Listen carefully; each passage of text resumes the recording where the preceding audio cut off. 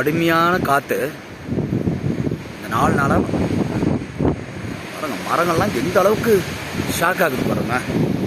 அதே மாதிரி அந்த டேமில் அங்கே பாருங்கள், கடல் மாதிரி அலை அப்படியே மூவ் ஆகிட்டு இருக்கு பாருங்கள். இவ்வளோ அழகாக மூவ் ஆகுது பாருங்கள். அப்போ எந்த அளவுக்கு காற்று ஃபோர்ஸ் ஜாஸ்தியாக இருந்தால் அப்படி மூவ் ஆகுது பாருங்களேன். டேமே ஃபுல்லாகிடுச்சு. இன்னும் பார்த்திங்கன்னா ஒரு 10 அடி தண்ணி மேலே ஏறினா ஓவர்ஃப்ளோ ஆகிற அளவுக்கு ஆகிடும்.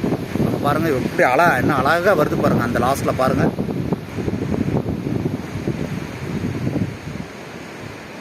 பார்க்குறக்கு இவ்வளோ ரம்மியமாக இருக்குது பாருங்களேன். மேகம்லாம் எப்படி இருக்குது பாருங்கள்.